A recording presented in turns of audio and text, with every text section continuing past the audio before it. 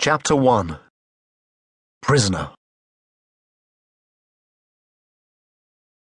From where Willem was standing, the polar bear didn't look in very good condition. Pelt yellow and moth-eaten, a crown of flies played about its head. Lying flat in a thin scrap of shade, the animal's mighty flanks heaved. Its pink tongue lolled. "Why is it just lying there?"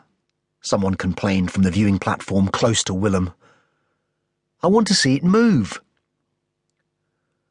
Willem watched the boy, who was about his age, take out a coin and hurl it down into the pen.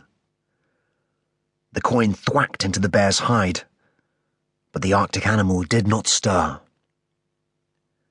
Still not moving. Boring.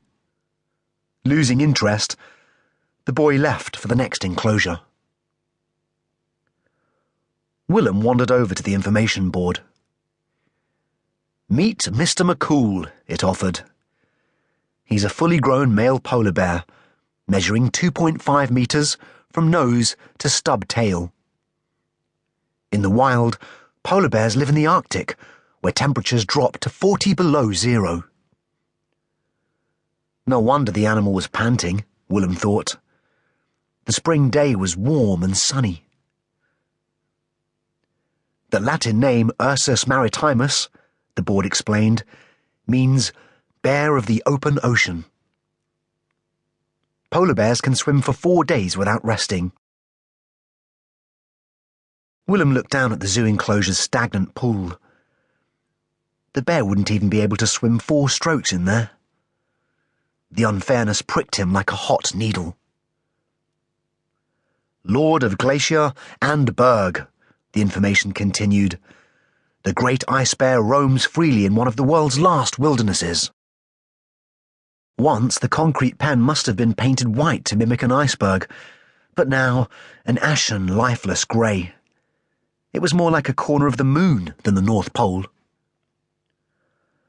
A hole led down to a damp bunker. The captive's den. Mankind is their only enemy, the board concluded. Polar bears, the world's largest land predator, with a sense of smell 100,000 times more powerful than that of humans, are an endangered species. Climate change means that by 2020, this beautiful, noble creature may very well be extinct." Feeling his mobile phone vibrate, Willem took it out from his backpack. There was a text from his auntie, telling him they'd have to be going soon, to make it to his tutor session in time. Willem sighed. He'd forgotten about today's lesson, the last one before the entrance exam tomorrow.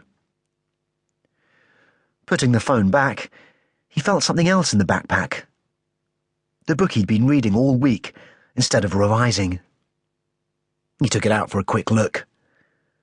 A treasury of Greek heroes and myths was far more interesting than long division or English comprehension. If only real life could be half as exciting and magical as the incidents in this book. If only Willem could do the kind of things that the Greek heroes did. The first thing he'd do would be to rescue this polar bear. "Look! It's woken up!" somebody shouted. Stretching and yawning, the polar bear rolled onto its back. The visitors gasped at the sheer power on display, then groaned with disappointment as the animal lay still again.